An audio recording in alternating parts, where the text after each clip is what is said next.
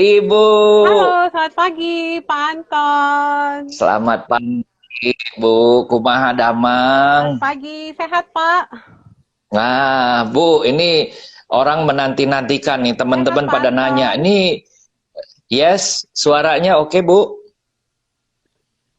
Suara saya cukup didengar, Ibu? Selamat pagi, Pak Iya, Anton. pagi. Alhamdulillah. Kumaha Pak Iya, Anton sehat? iya, Bu. Iya, ini adalah episode saya live IG dan Zoom Ya, iya Pak, 180. jelas Pak, jelas. Oke, ini yang ke Jelas, cukup Pak, 180, Bu. jelas. Ya, Suara saya jelas Pak? bagus, bagus. Iya. Oke, ini episode 180 sangat khusus karena kita akan membahas perilaku travelers nih, Bu. Bu, mungkin Ibu memperkenalkan. Wow, keren. Ibu Keren, keren, perkenalkan diri keren. dulu, Bu, Luar biar biasa teman ini Pak ini Anton, luar biasa. sedikit, Bu. Baru sedikit, masih 7, nanti kita nunggu ya, Bu ya. Biasalah. Eh sekarang, Bu, Bandung kumaha, Bu, PSBB. Ya, betul. Jalanan rame apa sepi? Iya, oke, selamat pagi semua teman-teman yang ada di Indonesia maupun yang ada di negara lain. Selamat bergabung. Terima kasih Pak Anton atas waktunya bisa diundang untuk ngobrol di acara yang luar biasa 180. Artinya itu udah berapa bulan ya Pak Anton? Kan Pak Anton ini ya 6 minggu. 6 luar minggu. biasa. 6 minggu ya. Wah, Minggu. luar biasa. Emang Pak Anton ini nggak ada sepinya deh. Kalau nggak ada Pak Anton nggak rame ya Pak. Ya, teman-teman Nggak semua ada senang kerjaan. sekali bisa, ya bukannya nggak ada kerjaan ya Pak, kita juga bikin kerjaan nih ya Pak. Jadi biar otaknya mikir terus gitu ya Pak ya, biar nggak bete gitu di rumah. Siapa sih gitu yang pengen lama-lama di rumah ya Pak gitu, kaki rasanya ya Allah gatel pengen jalan-jalan. Tapi kondisinya memang kita belum bisa jalan dan ya beginilah kita. Saya mungkin mau berkenalan dulu dengan teman-teman Iya, semua yang silakan, Bu. masih belum kenal Silakan. dengan saya. Nama saya Mm. Mas Rura Ramijal.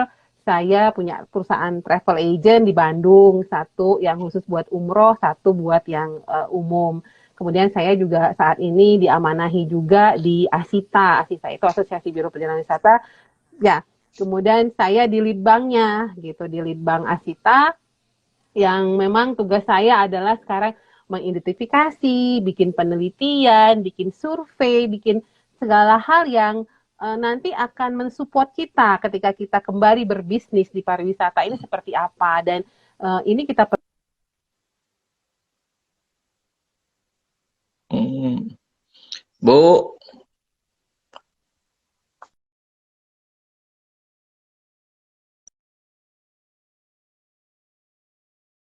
resurvei itu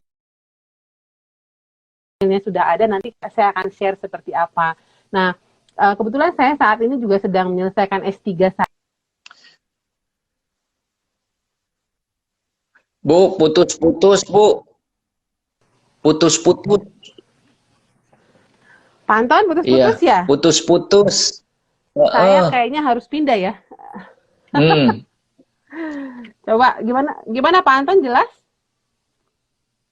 suaranya? Nah, sekarang oke. Sekarang oke. Iya. Oke. Ya, jadi saya saat ini sedang menyelesaikan tesis S3 saya di Oxford Brookes University.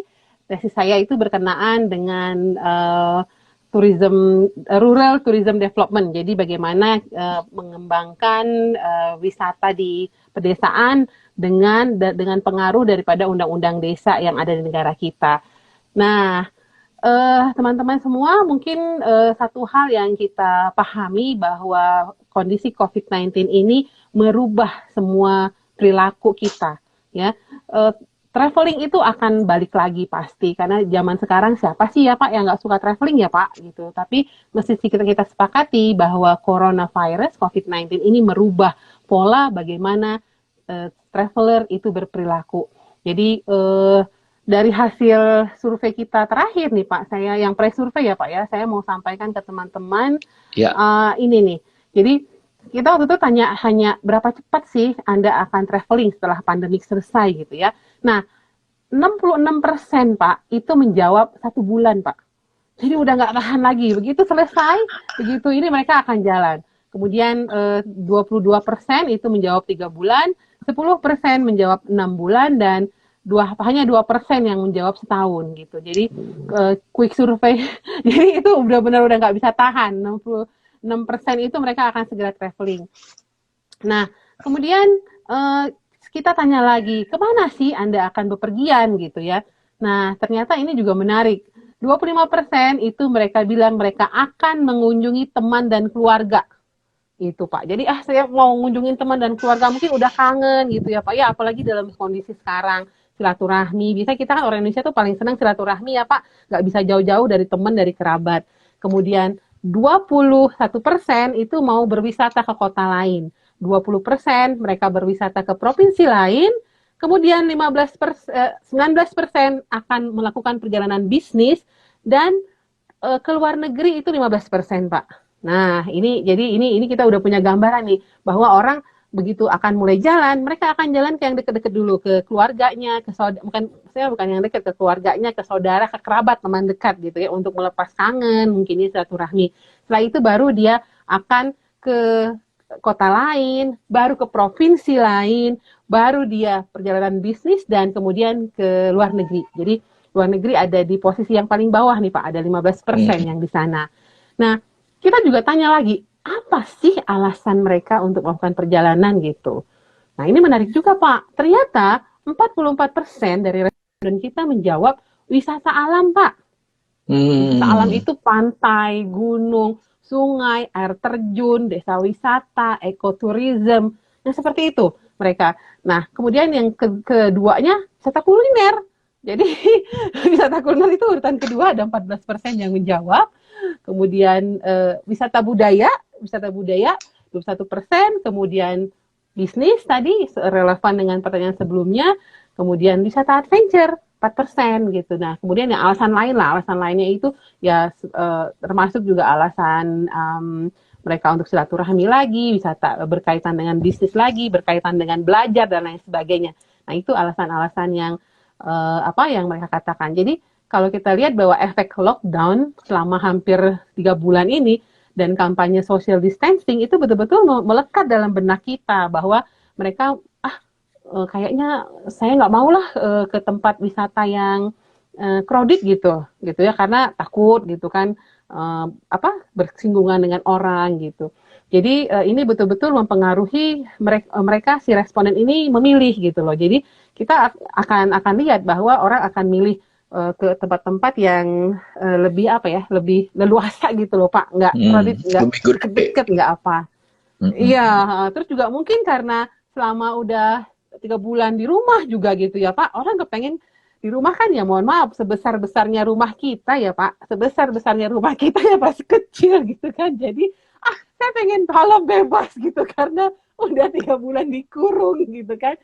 Mau ke alam bebas, mau ke pantai, mau ke gunung, mau ke sungai, mau lihat segala macam yang seperti berhubungan dengan alam gitu. Nah, ini yang kita tangkap dari survei awal kita. Nah, memang kita sekarang kita sedang menggodok untuk survei besarnya Pak gitu. Jadi survei besarnya itu kita akan spesifik lagi gitu loh, apa yang diharapkan oleh mereka, apa yang diharapkan oleh traveler, bagaimana mereka dan lain sebagainya. Karena memang belum ada sih sebenarnya satu kajian yang pas gitu ya Pak ya, karena di luar negeri juga saya beberapa kali ikut conference juga online dengan baik di teman-teman kita di satu kampus di Oxford walaupun di beberapa kampus lain. Jadi mereka juga sekarang semua sedang meneliti juga.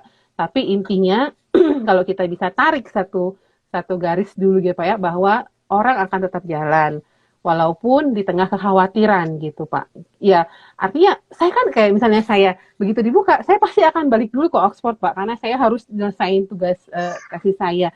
Saya kan harus jalan, tapi kan saya jalan di tengah kekhawatiran gitu. Saya aman nggak ya? Saya tertular nggak ya gitu. Nah, berjalan di tengah kekhawatiran ini akan, selama kita belum ketemu vaksin ya Pak, itu orang akan berpikir, orang akan jalan, tapi orang akan dihantui oleh kekhawatirannya gitu loh. Nah, oleh karena itu, Makanya harus segera diputuskan baik dari negara tiap negara ataupun menjadi internasional, menjadi sebuah keputusan seperti apa sih prosedur keselamatan dan kesehatan yang disepakati bersama gitu. Jadi tidak parsial. Oh Singapura begini, oh Malaysia begini, oh Thailand begini, Indonesia begini. Itu mungkin nggak seperti itu. Jadi kita harus punya international standard untuk prosedur keselamatan dan kesehatan yang berkenaan dengan after pandemic ini. Jadi mungkin kalau Bapak tahu, mungkin teman-teman juga tahu beberapa airline yang sudah jalan, mereka juga menerapkan prosedur kesehatan keselamatan. Tapi itu kan belum menjadi sebuah standar untuk semuanya. Masing-masing punya ini yang berbeda. Saya nggak bicara di Indonesia ya Pak, yang orangnya ramai-ramai. Ini kita bicara di luar negeri seperti apa gitu. Jujur, kalau saya lihat beberapa hari yang lalu di bandara gitu, saya nggak mau Pak. Jujur saya nggak mau Pak. Karena kita paham, takut Pak, ngeri banget gitu loh. Ya Allah gitu kan. Jadi kita paham bahwa ini akan ada perubahan pola seperti ini. Nah, kemudian juga kita juga harus memikirkan juga mitigasi resiko nih. Kalau seandainya kita jalan, kemudian tiba-tiba dalam perjalanan itu kita sakit gitu loh. Seperti apa ininya kita memitigasi resiko itu gitu kan? Bisa saja apa kita misalnya cover dengan insurance. Nah, mungkin juga kalau kita biasanya beli travel insurance itu dengan klausul-klausul yang sudah ada ya Pak, mungkin nanti klausul-klausul yang akan berlaku itu akan beda. Pasti saya rasa teman-teman di travel insurance mereka akan adjust sesuai dengan kondisi yang sekarang gitu. Bisa juga mungkin lebih mahal biaya travel insurance kita gitu loh, karena itu pasti akan berubah gitu. Nah ini hal-hal yang mesti kita pikirkan bersama gitu kan. Memang sih karena kita belum selesai surveinya ini, kita juga dapat masukan bahwa milenial itu mereka akan lebih berani sih Pak ngambil risiko ya kalau milenial dibandingkan dengan orang yang berumur, karena kita tahu bahwa COVID-19 ini juga untuk yang ada penyakit bawaan lainnya dia bereaksi lebih hebat gitu ya Pak gitu, berbeda dengan yang untuk anak-anak muda gitu. Nah kemudian juga dari sini juga kita tahu bahwa orang akan traveling dengan grup-grup kecil Pak, jadi mungkin dia akan traveling dengan keluarga, mungkin mereka juga akan traveling dengan keluarga terdekat dari inner circle keluarganya gitu ya Pak. Jadi mereka mungkin belum akan mau dulu traveling sama orang-orang lain yang mereka belum kenal atau orang-orang lain yang jarang berhubungan dengan mereka karena untuk meminimasi risiko ya Pak. Nah kemudian mereka akan lebih memilih untuk menggunakan kendaraan sendiri gitu. Jadi mungkin mereka akan jalan mengunjungi kerabat sahabat, tapi mereka akan menggunakan kendaraan sendiri dibanding menggunakan kendaraan umum gitu. Nah kemudian mereka traveler akan lebih banyak membawa risk persepsinya, mereka akan banyak sekali membawa alat pelindung. Jadi kalau zaman dulu kita bawa baju renang gitu ya Pak ya, kita bawa perlengkapan buat mejeng dan segala macam, tapi nanti kita akan lebih banyak bawa masker, bawa sanitizer, bawa disinfektan gitu. Nah ini juga mempengaruhi apa yang dipilih oleh traveler, yaitu ya tadi kita bicara bahwa hasil survei kita tuh ini mereka memilih destinasi yang benar-benar berkaitan dengan well-being gitu, untuk healing gitu ya Pak ya, heritage, culture gitu, menghindari crowded tourism juga. Nah ini yang membuat demand terhadap desa wisata yang seperti itu atau rural tourism akan tinggi gitu loh. Nah ini karena mereka itu tadi yang terus-terusan dalam pikiran mereka social distancing. Nah traveler juga akan milih destinasi atau akomodasi yang dapat mereka percaya. Artinya, instead of biasanya kita kan milih hotel mau bintang berapa gitu ya Pak ya. Kita pilih berdasarkan kategorinya, fasilitasnya gitu ya. Next, si traveler akan mikirnya gini, kira-kira ini hotel standar prosedur kesehatannya ada nggak ya gitu. Saya bisa percaya nggak ya gitu. Jangan-jangan ntar saya nginep di sana saya terinfeksi gitu loh. Jadi si hotel tersebut atau destinasi tersebut harus clear menyampaikan prosedur kesehatan yang mereka terapkan sehingga si traveler akan percaya ketika datang. Jadi nanti mungkin kita nggak akan beli hotel bintang 5 kalau dia ini bintang 5 kok nggak disebutin ya prosedur kesehatannya seperti apa. Bisa-bisa kita udah booking, pas nyampe ke sana, mungkin misalnya kalau yang sekarang kan standar ya Pak Anton, kita mau masuk ke supermarket, ke apa, ke gedung apa, kan di tangannya dikasih hand sanitizer, terus ditembak nih gitu ya untuk ngecek. Nah, begitu saya udah booking hotel, walaupun bintang 5, kemudian begitu saya masuk tidak ada prosedur itu, saya mungkin akan batalin loh Pak. Ya kan? Artinya kan loh, kok hotelnya tidak menerapkan prosedur yang seperti umum, walaupun kita belum punya standar prosedurnya. Nah, itu akan menjadi sebuah pilihan. Jadi si akomodasi ini, si hotel atau destinasi objek wisata harus clear menyampaikan kepada customer proses hygiene sanitation atau kalau sekarang kita namanya CHS gitu ya Pak, seperti apa. Dengan begitu kita sure, kita yakin walaupun mungkin dalam koper kita tuh Pak, kita bawa loh Pak disinfektan sendiri. Ya kan? Gitu. Jadi walaupun si hotel itu clear, oh hotel kami menerapkan prosedur begini misalnya. Kamar setiap check out kami desinfektan apa gitu kan. Tapi saya pribadi Pak, tetap saya akan bawa disinfektan sendiri dan saya akan desinfektan sendiri gitu. Mungkin aja buat orang-orang tertentu bawa spray sendiri Pak, bawa sarung bantal sendiri gitu. Atau anduk sendiri gitu kan. Nah, ini yang nanti akan terjadi dalam benak kita traveler setelah COVID-19 ini selesai dan kita mulai lagi sepanjang vaksin belum ada Pak gitu. Jadi kalau vaksin sudah ada sih mungkin itu ya mungkin akan berbeda lagi gitu. Kalau yang lain sih saya rasa penerapan physical distancing itu pasti akan terus jalan. Nah mungkin itu dulu Pak Anton yang dari saya singkat ininya. Menarik Bu. Saya sejauh ini sudah berbicara dengan banyak orang, baik orang travel, baik dari travel agent, tourism ya, dari travel agent, dari airline, dari hotel. 2 hari yang lalu saya bicara dengan seorang ahli research, dan ada satu benang merah yang saya melihat bahwa saya akan bagi beberapa bagian supaya nanti ini juga mungkin ada ide buat Ibu melanjutkan penelitian. Yang pertama adalah mengenai ada 3 segmen. Kita tahu ada 3 segmen, yang atas, tengah, bawah. Ternyata banyak kelas atas yang takut traveling. Kenapa? Di airportnya kayak begitu gitu ya. Mungkin kalau charter pesawat jadi opsi, charter pesawat kalau misalnya ke Bali 10 juta charter pesawat ya Bu ya. Jadi mungkin itu akan naik 10 juta.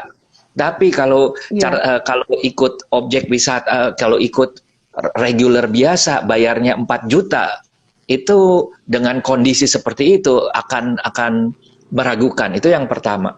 Jadi banyak pemikiran-pemikiran dari kalangan atas untuk traveling itu belum secure.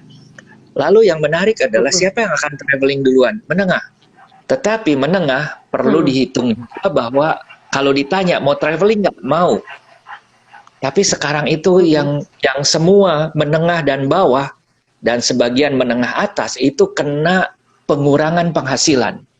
Ini juga akan menjadikan satu, apakah mereka mau dalam pikiran dengan mau di dalam kantong, itu ada 2 hal yang berbeda. Nah, ini satu. Kedua, sekarang pemerintah sedang berusaha untuk kelihatannya, kalau kita membaca bahwa pemerintahan kita ini sangat berhati-hati, diketatin salah, nggak diketatin salah gitu ya. Diketatin, di lockdown, bukan virusnya aja yang mati, orangnya bisa mati karena kelaparan gitu ya. Ini serba salah. Dan kita melihat beberapa negara yang menerapkan istilahnya itu keamanan yang berbeda dengan lockdown. Jadi mereka agak rileks, tapi semua faktor-faktor kesehatan, kebersihan itu diperhatikan. Salah satunya adalah Swedia. Swedia dan Finland tingkat kematiannya kurang lebih hampir sama, tapi Swedia adalah rileks, tidak ketat, Finland adalah ketat. Ternyata Finland ekonominya drop, Swedia yang tidak ketat, sekolah masih buka, restoran yang dine-in nggak ada, tetapi lebih banyak yang dibuka dibandingkan dengan bisnis yang dibuka dibandingkan dengan Swedia. Ternyata ekonominya Swedia naik dibandingkan dengan Finland. Nah, kalau kita melihat Tapi mereka kan Finland sama Swedia orangnya paling sebandung itu satu negara itu ya, kecil gitu ya. Iya, Kita kan betul, Pak. banyak banget. Luas Nah, sekali ya dan banyak penduduknya. Nah, yang menarik lagi adalah bahwa kalau kita mulai menerapkan ini, nah kemarin 2 hari yang lalu Pak Anies, Gubernur Jakarta mengatakan berdasarkan penelitian dari para ahli bahwa ini menarik lagi. Ini yang membuat tadi memperkuat bahwa milenial, young generation di bawah 45 tahun ke bawah yang kena banyak. Tetapi yang meninggal sedikit. Kalau 45 tahun ke atas, yang kena sedikit, yang meninggalnya banyak. Artinya percentage-nya very high dan very risk gitu ya. Termasuk saya udah kepala 6 nih Bu.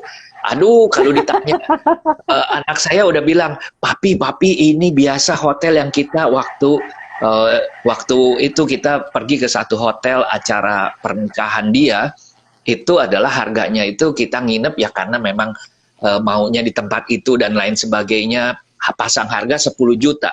Sekarang harganya 2 juta. Jadi anak saya merasa, ayo kita memori lagi, pergi ke sana lagi. Sekarang kita nggak 10 juta lagi, tapi cukup 2 juta gitu. Saya bilang, naik ke sananya naik apa? Kumpul sama orang-orang. Ada penelitian dari Purdue University di Amerika, walaupun itu bukan untuk COVID-19, tapi dia penelitiannya adalah untuk SARS, yaitu orang tidak pakai masker, duduk bersin, 4 ke depan, 4 ke belakang kena. Kalau pakai masker, tidak bersin, depan satu, depan belakang, kiri dan kanan kena. Tidak bersin. Jadi, kalau kita udah tahu seperti kayak begitu, terus persoalan sekarang kita bersin. Kita kan bilang, physical distancing adalah 1 meter. Ya kita 2 meter lah. Di Jepang, awal tahun ini melakukan penelitian, kalau lagi bersin, dropletnya, itu bisa 6 meter, Bu. Jadi, kalau ditanya tempat yang rame, udah kita semakin paham, semakin mengerikan. Nah, sekarang persoalan yang kedua muncul lagi, yaitu ke airport tadinya 2 jam, sekarang 4 jam. Antrinya kayak begitu, aduh, itu ya, udah perlu ini segala macam kita ikutin, tapi kan nggak secure gitu ya. Ini yang tidak berarti kita aman gitu. Betul. Nah, yang menarik untuk Ibu nanti follow up dengan satu penelitian lagi adalah kita semua sepakat bahwa yang akan jalan duluan adalah domestik. Ini kita sepakat. Karena luar negeri itu masih belum buka. Tadi pagi saya kontak dengan agent yang di Quilin dan saya tanya bagaimana di sana. Dia bilang, aduh, semua masih belum normal. Jadi yang pertama jalan itu adalah bisnis. Tapi yang namanya mall dibuka, restoran dibuka, masih belum katanya. Karena semua masih menahan diri. Kedua adalah bahwa pada waktu kita traveling yang deket-deket, lalu saya tanya kemarin May Day, 1, 2, 3, 4 Mei. Ya, di China itu adalah salah satu liburan panjang, dan dia libur 4 hari. Selama 4 hari, ini luar biasa lagi, ada 340 juta tiket objek wisata yang terjual. Oke. Ini luar biasa tentunya. Di catatan situ dikatakan bahwa satu orang 1 hari bisa 2-3 tempat. Jadi dia bisa pergi Maribaya, kemana pagi biasa. Ya, betul. Dan besok pergi lagi kemana, besok pergi lagi. Jadi itu bukan per orang, tapi per tiket. Tapi itu luar biasa angkanya, 340 juta. Kemarin ada info lagi dari Kunming, turis dari China, dari luar provinsi Yunnan, itu masuk dari luar sebanyak 9 juta turis lokal. Nah, ini saya ditanya lagi berapa banyak kapasitas pesawatnya, baru 30%, Bu. Jadi bisa Penunjangan ya. dibayangkan, tuh, sekarang kita berandai-andai di Indonesia, Jakarta buka, kelihatannya Jun itu mulai dikit-dikit, karena udah berbahaya sekali, Bu, berbahaya kalau nggak dibuka. Bisa-bisa yang sehat mati, Bu, karena iya keadaannya udah nggak kondusif, jadi buka. Sekarang itu selama minggu kemarin saya jalan-jalan, saya nggak tahu Ibu di Jakarta di Bandung gimana. Di Jakarta ini saya sampai ngeri karena masih ada kurir yang jalan dan lain sebagainya. Saya suka tanya bagaimana di jalan, sampai satu kesimpulan kayak pakai helm, Bu. Pak, kita kan ngelihat Pak, orang yang pakai motor kalau ada yang pakai helm, ada yang enggak. Nah ini juga sama, ada yang pakai masker, ada yang enggak. Aduh, ada yang enggak. Tapi mereka itu anak muda. Kalau anak-anak muda, artinya tingkat kesembuhan, tingkat kenanya tinggi, tingkat kesembuhannya adalah tinggi juga, tingkat berbahayanya kecil gitu. Ini akan menjadikan kita jadi dua dunia nih, Bu. Mohon maaf kalau Ibu, saya tebak sudah di atas 45 kan ya, Bu ya? Iya, betul. Nah, ini masuk kayak saya nih riskan nih, Bu. Jadi mungkin kita akan pilih tinggal di rumah aja daripada kita pergi kemana-mana. Itu kembali lagi ke soal pariwisata Indonesia. Satu, traveling yang dekat-dekat, domestik.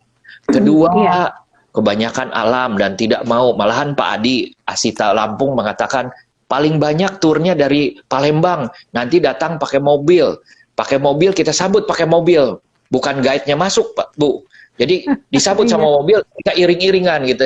Waduh, saya bilang ini tur baru juga gitu ya. Tapi yang ini akan menjadikan seperti begitu. Pertanyaan adalah, menurut Ibu berdasarkan mungkin data-data dari mana-mana dan lain sebagainya, apakah pariwisata domestik kita akan berkembang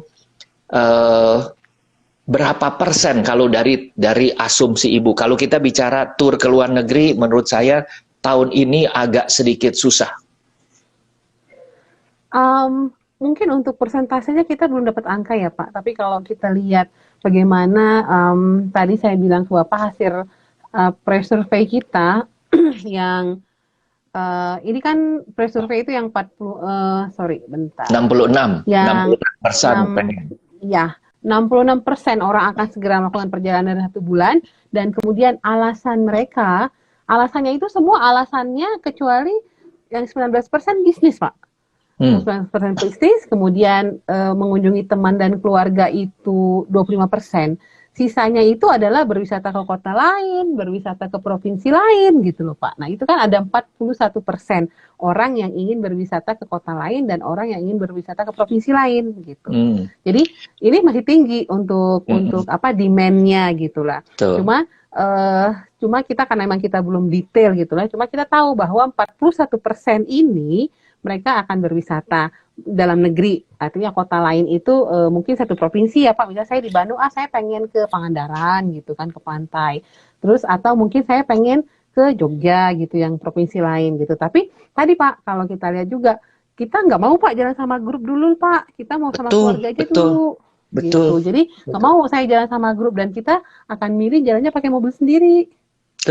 Gitu. Jadi nggak mau dulu kita pakai bus gitu loh, karena kita kan nggak tahu gitu loh Pak, kecuali kita satu keluarga besar pakai bus gitu. Tapi kalau satu busnya dengan orang lain, dengan tetangga pun kita nggak mau dulu Pak, takut gitu loh Pak ya. Jadi kita akan jalan dalam grup-grup kecil, kita akan jalan pakai mobil sendiri atau kendaraan sendiri. Nah ini valuasinya akan tinggi sekali Pak gitu. Jadi ya walaupun tadi Pak Anton bilang kawan-kawan menengah ini terdrop ya Pak ya, sebagian drop penghasilannya. Tapi saya yakin bahwa kaum menengah ini mereka sudah punya diversifikasi saving Pak. Jadi karena mereka udah milenial, mereka udah dari awal sudah punya tuh saving, buat perjalanan, buat simpanan, buat apa gitu. Jadi saya yakin mereka masih punya budget mereka untuk tetap jalan-jalan, itu masih ada. Dan mungkin juga dengan kondisi dropnya harga hotel itu juga akan mempengaruhi minat orang juga gitu kan. Kita tahu teman-teman baik di travel maupun hotel sekarang udah jual voucher yang diskon 20%, diganti 30% gitu ya. Kayak tadi Pak Anton bilang, as long as saya yakin bahwa hotel yang saya mau inapin itu menerapkan prosedur keselamatan kesehatannya secara standar, saya mau Pak, hotel 10 juta bayar cuma 2 juta, yang tadi Pak Anton bilang gitu kan, gitu. Jadi kenapa tidak gitu loh. Nah, tapi itu tadi, balik lagi, kita secure nggak gitu loh. Artinya, kalaupun kita yakin, oke, ini hotelnya udah betul loh, mereka melaksanakan standar protokol, misalnya udah ada standar protapnya lah gitu dari Indonesia seperti apa, tetap kita sendiri juga akan bawa sendiri gitu loh, disinfektan sendiri gitu. Jadi bagaimanapun kondisi ini kita yakinin ke depan positifnya pasti akan balik. Cuma angkanya berapa persen kita belum tahu Pak, akan baliknya berapa. Tapi saya yakin dan percaya gitu ya bahwa orang, ya kita lah sendiri gitu loh, orang nggak akan bisa lagi terlalu lama disimpan. Saya juga mau menanggapin tadi yang Pak Anton bilang bahwa masalah lockdown Sweden dan Finland, kita juga diskusi sama teman-teman di Oxford juga Pak. Jadi ada satu argumen dari seorang profesor, saya lupa namanya, Profesor Johan apa gitu. Dia bilang sebenarnya emang keputusan untuk melockdown itu sangat-sangat merugikan dari sisi ekonomi. Karena dengan di lockdown semua ditutup, semua tidak bergerak, itu sudah pasti semuanya akan mati. Dan tapi kita kan juga kondisi tiap negara kan juga nggak akan sama gitu loh Pak. Artinya kita tahu di Eropa mereka begitu begitu taat ya, begitu disiplin gitu loh Pak. Nah, apakah kajiannya di sana itu sesuai dengan di kita gitu? Karena kan ini masyarakatnya nggak sama dengan kondisi masyarakat kita yang tidak disiplin gitu ya Pak ya.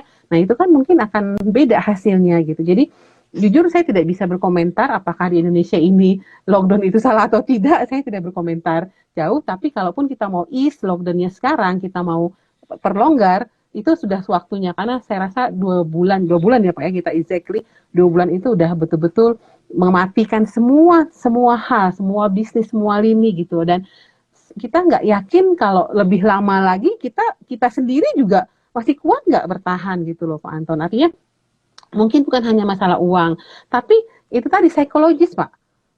Sering terlalu lama dikurung gitu loh Pak, gitu kan? Itu kan juga, iya Pak, betul nggak Pak? Terlalu lama dikurung gitu loh, itu akan mempengaruhi psikologisnya kita gitu loh, betul nggak? Artinya nanti kita juga nggak tahu, mungkin nanti kalau ada yang mau neliti tingkat perceraian mungkin, atau psikologisnya anak-anak gitu loh, itu pasti ada efeknya. Nah jadi saya rasa kita 3 sampai, kalaupun pemerintah mau segera membuka di Juni, artinya boleh dibuka, tapi dengan sebuah prosedur yang harus dipahami. Jadi nggak ujuk-ujuk dibuka, buka bebas, enggak begitu gitu. Jadi karena berisiko juga ketika dibuka, kemudian terjadi gelombang kedua, karena di kita kan, jujur di Indonesia sendiri kan kita nggak jelas Pak. Kalau saya boleh bilang tidak jelas berapa yang dites, berapa hasilnya, semua kan abu-abu ya Pak, gitu kan, nggak seperti di negara Eropa atau apa. Jadi betul-betul kalau emang pemerintah mau buka, itu semua sesuai dengan prosedur. Dan kita ya sendiri nih Pak, kita sebagai personalnya juga harus care sama kita sendiri, karena kita juga nggak mau mati konyol ya Pak. Iya, betul.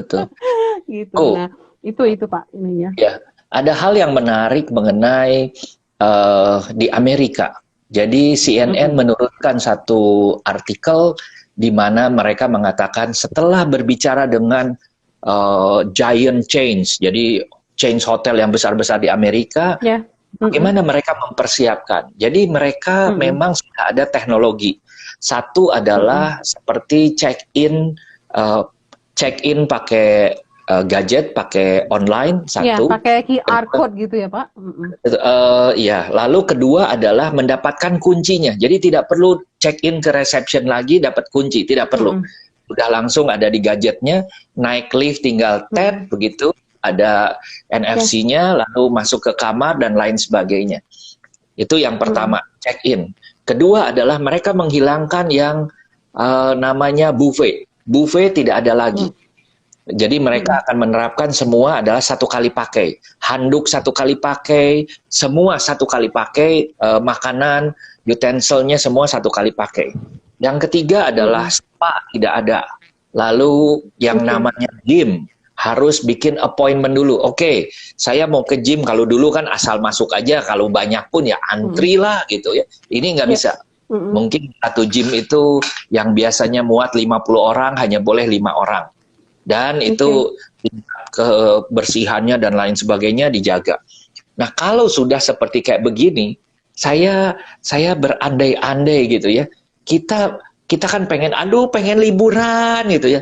Terus di hotelnya mau spa nggak ada, mau ke gym nggak ada, berenang nggak berani gitu ya. Terus ngapain lagi? Ya udah kita di kamar lagi. Itu pindah Bu, di kamar sini udah pindah ke sana gitu ya. Nah ini kan juga saya nggak mengerti sejauh mana kita bisa lepas ya. Sebenarnya kuncinya cuma satu, kalau vaksin ada itu selesai. Tetapi saya bertanya kepada GM daripada Kalbe Internasional yang kantornya di Singapura, beliau mengatakan vaksinnya sekarang itu adalah tidak bisa secepatnya karena virusnya itu yang di Indonesia beda, yang di China beda, yang di Amerika beda. Jadi ada variannya itu. Jadi kalau misalnya virusnya nanti buat orang Indonesia beda dengan yang di Cina, ini kan perlu satu adaptasi lagi. Katakanlah, vaksinnya belum ada. Berarti kita seperti Pak Jokowi mengatakan kita harus berdamai dengan virus. Kita harus ke hotel lebih ketat lagi. Jadi saya bolak-balik berpikir, bisnis apa yang harus kita lakukan? Apa yang harus kita lakukan dalam situasi seperti ini?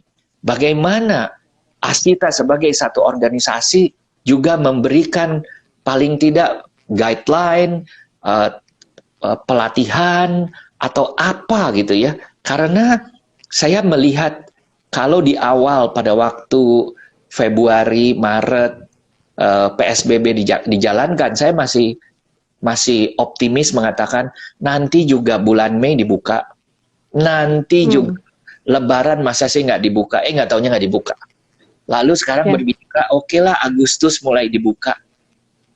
Tadi pagi ada info dari China sana bahwa China baru mau buka untuk turis dari luar negara adalah Agustus atau September dari Hong Kong dan Macau.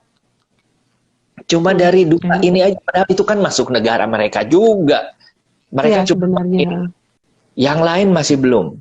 Lalu 2 hari yang lalu saya mendapatkan kabar ada satu provinsi Jilin di utara Tiongkok sana yang punya penduduknya 100 juta. Ada 2 kota, jumlahnya tidak jelas berapa, Sulan dan Jilin, itu 2 kota di lockdown. Yang masalahnya kenapa? Masalahnya di satu kota ada 34 orang positif. Sekota dikunci. Langsung sama mereka dikunci. Jebret. Nggak pakai AIU lagi, dikunci aja. Supaya gini. Nah ini kan nggak menyebar ya. Betul. Takutnya di gelombang kedua. Nah Bu, kita mungkin berharap semoga vaksin cepat. Kedua, saya melihat bahwa kita perlu bersatu. Kita perlu bersatu. Bagaimana kita bersatu supaya semua travel agent ini survive. Kalau saya charter pesawat, saya sudah skip. Karena tadi juga dari Ibu juga sudah bilang, ini tur ke luar negeri, grup tour lagi, udah paling bawah dah. Udah grup tour, udah big size, orang udah takut. Saya charter pesawat gitu ya. Kedua, ke luar negeri, itu juga udah last option. Dan saya sudah paling bawah. Saya sudah masukkan adalah nanti aja, mungkin ini bisa jalannya adalah tahun depan. Maret, akhir, April, awal, biar kita ke Sakura gitu ya, itu ke tulip. Udah itu. Kalau sekarang saya akan fokus ke domestik, tetapi domestik yang seperti apa? Kedua, saya mau menyinggung sedikit mengenai virtual tour.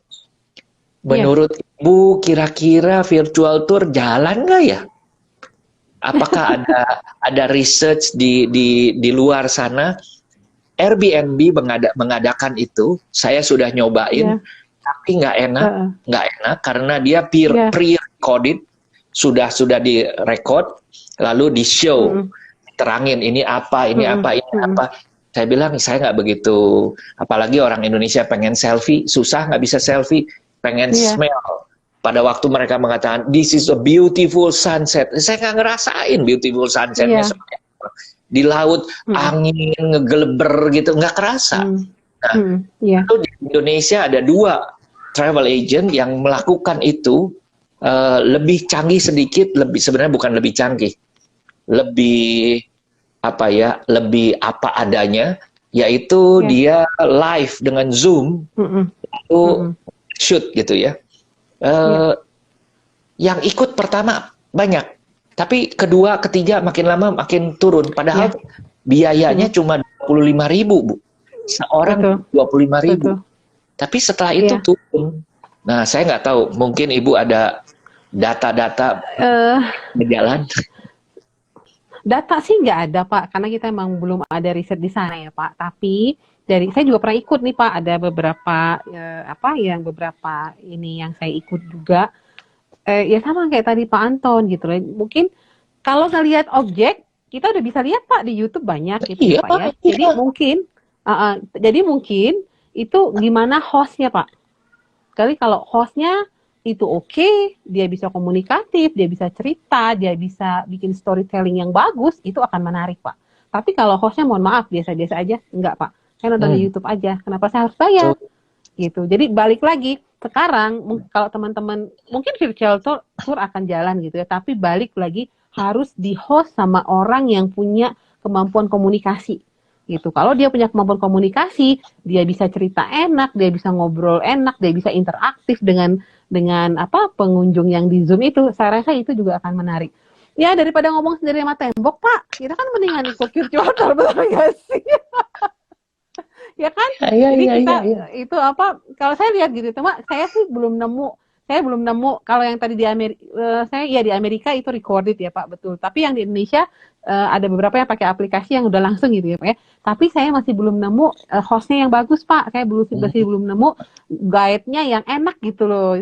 Terus kayaknya dia hanya ngomong aja sama ini interaksi antar sesama pengunjungnya itu kurang gitu loh Pak. Memang yang Pak Anton bilang tadi, kita nggak bisa nikmatin udaranya kalau misalnya kayak di Bandung nih lagi mendung dingin gitu, nggak bisa nikmatin kan Pak kalau kita lihat di sini. Tapi kalau si hostnya pinter ceritanya itu bisa Pak. Kalau dia storytellingnya bisa bikin menarik itu bisa juga gitu loh.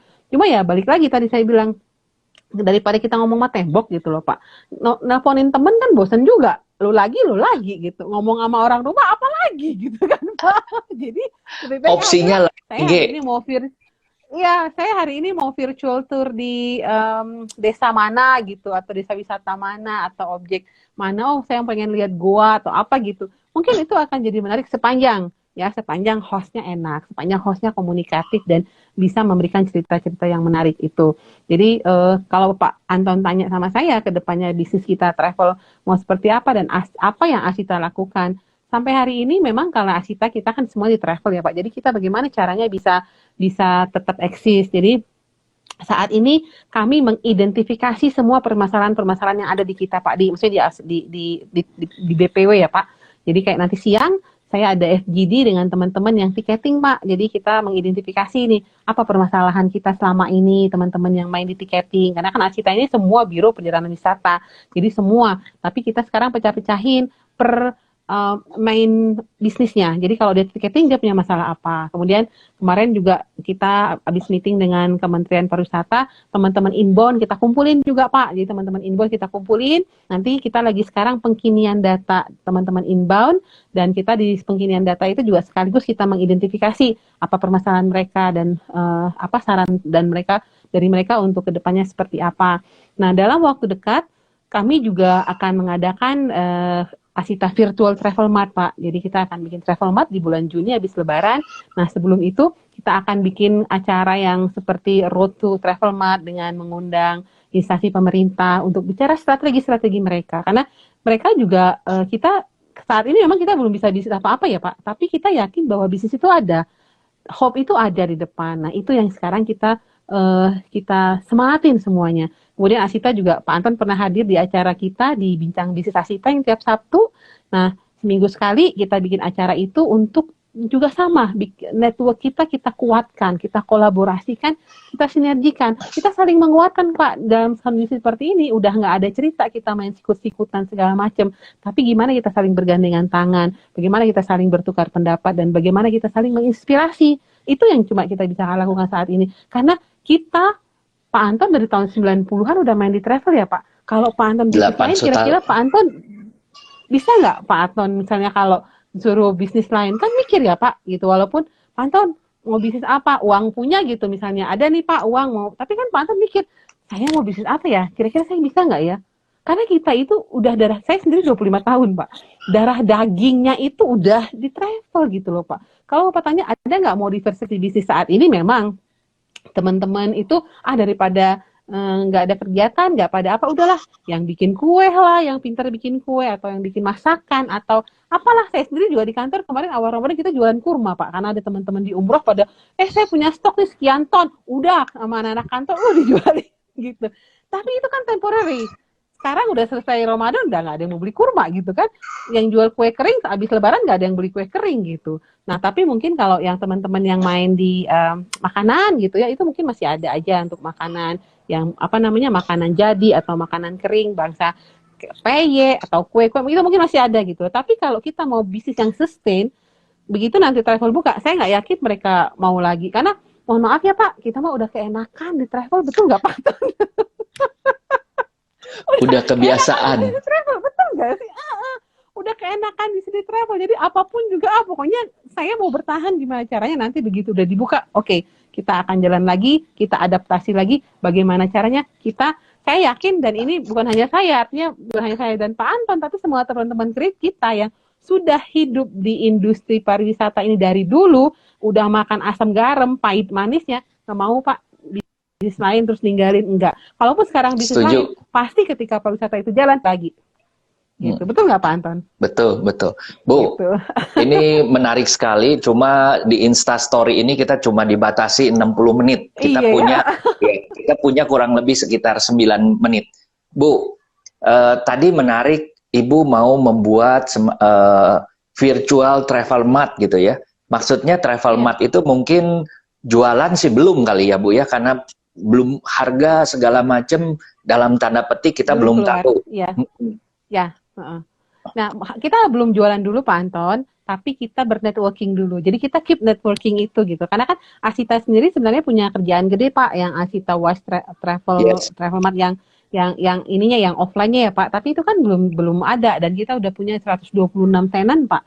Gitu. Jadi kita lebih kepada networking dulu deh. Artinya while kita nunggu kondisinya kondusif, kita bisa lewat virtual dulu. Kita bikin sama seperti kita offline gitu loh Pak, tapi dalam bentuk virtual. Jadi kita bernetworking, kita silaturahmi, istilahnya gitu kan Pak. Kan biasanya kalau sama travel kita mah udah pada kenal-kenal semua ya Pak gitu. Dengan orang-orang hotel juga. Mungkin satu, kedua orang-orang hotel mungkin ya, atau orang destinasi di MC, mereka juga bisa cerita mereka udah kerjain apa, bagaimana persiapan mereka ketika nanti destinasi ini dibuka. Kemudian juga orang pemerintah Pak. Jadi kita juga akan undang orang dari pemerintah daerah, memang bicara juga strategi mereka, apa yang dipersiapkan oleh daerah itu, misalnya Jawa Barat nyiapin apa, Jogja nyiapin apa, Jawa Timur atau Bali. Nah, apa yang mereka persiapkan dalam rangka mereka akan menyambut kembali ketika pariwisata ini sudah dibuka dan destinasi itu sudah bisa dikunjungi. Nah, ini kan penting Pak, karena bagaimanapun juga sebagus apapun perencanaan, sebagus apapun program, kalau tidak dikomunikasikan dengan baik, itu nggak ada hasilnya gitu loh. Nah, ini kita kasih channeling. Jadi karena kalau dia ngomong ke masyarakat luas mungkin jangkauannya jauh, artinya dia butuh travel agent gitu untuk menyampaikan. Jadi karena bagaimanapun Pak ya, travel agent kita punya database customer Pak. Jadi dan kami pun artinya kita tiap hari masih berhubungan Pak dengan tamu-tamu kita. Yes. Kita masih tetap keep kayak Pak Anton juga kayak sekarang kan tetap maintain hubungan dengan teman-teman dengan customer Bapak. Jadi kita menginformasikan, oh ini akan begini, ini seperti ini. Kayak saya karena di umroh kita masih setiap hari itu ada kajian duha, ada acara seperti itu gitu. Jadi bagaimanapun juga gitu ya, persiapan untuk ke depan itu harus dikomunikasikan secara luas. Nah, kita channeling dulu untuk mengkomunikasikannya lewat teman-teman travel gitu.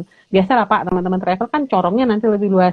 Ya mungkin nanti mungkin pemerintah akan fasilitasin bagaimana untuk channel yang lebih luas. Tapi mengingat negara kita ini 34 provinsi, 586 kabupaten kota, desa wisata udah 1.700 belum objek yang lain, itu akan butuh waktu yang sangat lama kalau satu persatu gitu loh Pak, dikasih channeling. Nah, itu mungkin Pak. Tuh. Ya, Bu, ada sekedar masukan aja, ide barusan saya nggak tahu nanti Ibu bikinnya seperti apa travel mart-nya. Saya pernah mengikuti semacam online travel mart di mana mereka bagi persis seperti duplikasi daripada offline. Jadi sekedar contoh adalah ada pembukaan dihadiri oleh semua peserta, lalu setelah itu ada 1-2 mungkin dalam tanda petik sponsor utama yang mereka berbicara kepada semua. Lalu setelah itu dibagi menjadi 10. Ada 10, ada 5 dan lain sebagainya. Yang suka teknologi ke teknologi, yang suka misalnya sistem digital, apa segala macam dibagi lagi. Dan itu ada jam-jamnya sehingga bisa mengakomodir semuanya. Mungkin itu akan menjadi menarik. Cuma saya melihat itu tantangannya luar biasa. Kalau kita menggunakan Zoom saja, kalau sekarang kita misalnya mengakomodir katakanlah 1.000 orang, itu masih bisa. 1.000 orang, 10.000 maksimum. Tapi pertanyaan adalah kalau kita buka Zoom-nya itu adalah di kotak-kotak lagi, ada 10 sub presentasinya, itu memerlukan tenaga yang besar sekali dan itu tidak mudah gitu ya. Itu mungkin tantangan. Bapak Ibu, kita punya waktu sedikit lagi, sekitar kurang lebih adalah 4 menit. Kalau ada yang mau bertanya silahkan. Tapi itu mungkin ada yang tanya katanya pre-survey tadi untuk berapa banyak. Jadi kita pre-survey tadi kita adakan cuma dalam waktu 3 hari dan respondennya itu ada 275 responden. Jadi kita waktu itu cuma 3 hari. Ya, karena kita juga waktu itu ambil responden dari partisipan yang ikut di acara Bincang Bisnis Asita Pak. Jadi di sana, ini saya kasih ininya ya. Di sana itu respondennya adalah 42,7% adalah main di bisnis pariwisata, ya. Mereka terbiasa BPW, hotel dan lain sebagainya. Kemudian 22,8% itu dari instansi pemerintah, wartawan, media, mahasiswa dan NGO. Nah, sisanya